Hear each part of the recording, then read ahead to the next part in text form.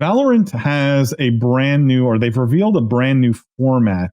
And I'm curious to get everyone's thoughts on the format and, if it changes your mind sort of about the future of Valorant Esports. But the headline here is Valorant Esports in 2023. This is directly from Riot. And it says, Valorant's today's fastest growing esport. I'm not sure if that's true, but I'll take it as truth. And so in 2023, they're introducing changes to the competitive ecosystem to make it better for the players and the fans. And basically, they've broken it down into this pyramid with, the tip of the pyramid being what they call global events that raise the bar. So this is spectacle, top tier competition, lifelong memories. Those are the keywords they're using there. The next piece of the pyramid is brand new premier level international leagues. So 3 new leagues, best teams around the world compete in studio, be crowned champion of their league and to qualify for the global events. And I assume those will be like one North America or Americas, one Europe, one, Asia, something like that.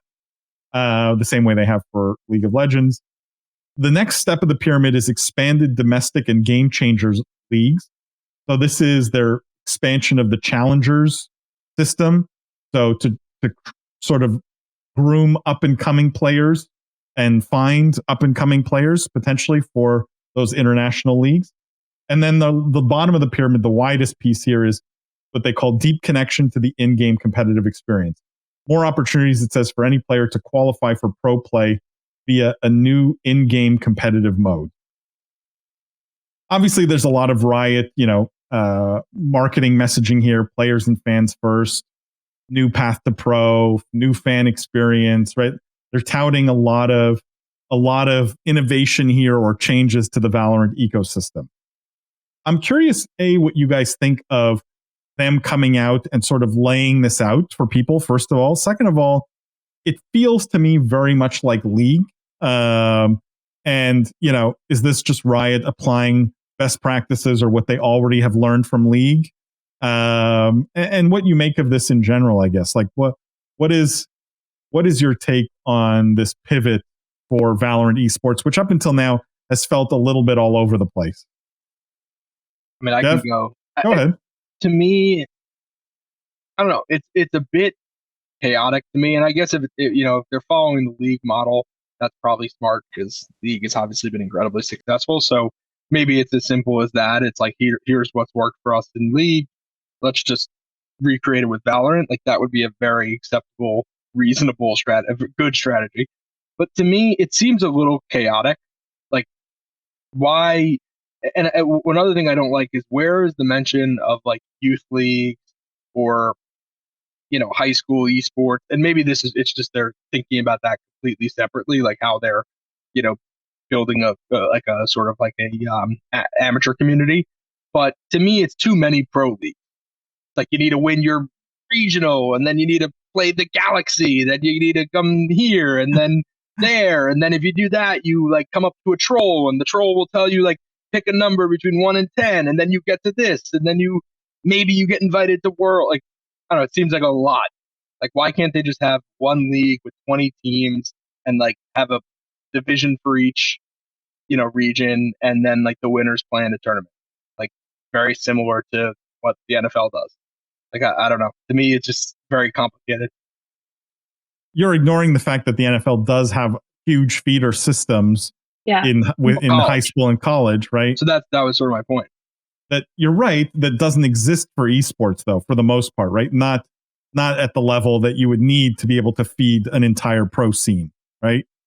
And also, high school and college is sort of already too old to be starting for gaming, which is not the case for the NFL. I mean, Lindsay, I don't know if you have thoughts on this. No, I was one of the biggest criticisms that we have had on this show previously, and something that I stand by, not only for esports, but with a lot of other things, is that it's important to create paths forward, to think big, think about what you want the future to look like. And particularly in such a young industry, thinking back, like we're really like 5 years deep with this, and the NFL has 80, it's going to look a lot different. I really like that there's a comprehensive strategy and that they're trying. Do I think every piece of it's going to work? Do I think Jeff's right about it being a little confusing? Yeah, probably. But also, I would imagine if you sat down 80 years ago and told everyone what the NFL was going to look like 80 years from now, they would think you were insane. So you have to try to start somewhere. And I imagine that they will iterate on this over time. They've had a successful model with League. Building these feeder systems is going to be a big priority for a lot of studios coming up. And I think that they've sat down and come up with what to them feels like a comprehensive and solid strategy. I fully do expect this to change. I fully expect that elements of this are not going to work out. But it's something, and it's a long-term thought, and it's fully fleshed out for a lot of different levels of people to be able to be involved. Ricky says, I wonder what they would do to support smaller org/amateur esports teams. There's not much in here about that other than like they're going to allow third-party tournaments and things like that. So monetary support, I don't know. It's not clear.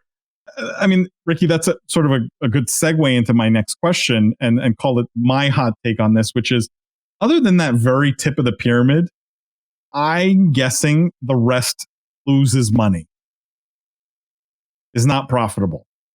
And therefore, you have to believe Riot is propping up Valorant Esports with dollars, right? And therefore, they see it as critical to the success of the game overall, as a marketing tool, right? Because if they're spending dollars on this, it becomes a marketing tool. Does anyone think anything other than the tip of the pyramid will be profitable here? Are you talking profit like from the esport competition sponsorships? Like you're not counting in-game skins and things. That's a separate pot. Yeah. I mean, Jimmy, how do you feel? Do you think?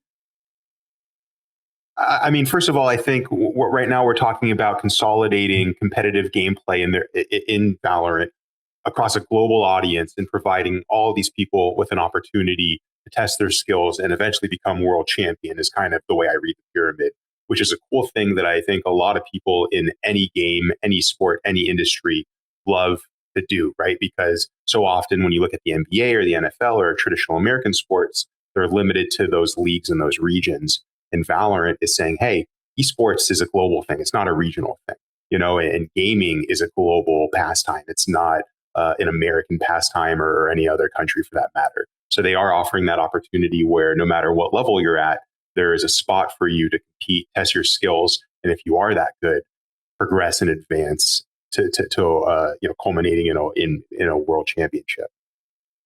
I'm not sure if you can make it that much simpler. I understand that the arguments for appearing a little confusing. Perhaps that's in the interpretation or in how it's conveyed, and not necessarily in how it will look and feel when you're going through this. But again, fundamentally, I think it's a very cool thing. And I think to your initial question too, Paul, if there wasn't learnings, I would be surprised if there weren't learnings from League and from their other business models, because that's just natural for them to take what's successful and iterate on it. Whether or not the lower tiers are profitable is a tough one to answer. I think we're seeing, being in esports now for, me personally for about 5 years, you guys, a bit longer. We're definitely seeing a lot of teams, a lot of businesses struggle with monetization, right? There's a lot of hype, there's a lot of investment, there's a lot of potential and growth, but profitable dollars is always a question. That's not to say we haven't seen junior leagues or, like what's it called? That soccer league that everyone played in growing up. But that's not to say that we don't see profitable business models that aren't pro, that are supporting local communities, like Lindsay mentioned, and providing opportunities for casual gaming that are profitable. I think maybe the reason why you think those aren't going to be profitable here, Paul, is because when it's Riot, you're held to such a higher standard, right, of production, that everything has to be really top notch. So you're not cutting corners, you're not getting, the cheap jerseys, the cheaper equipment. Everything is really that A grade that we would come to expect.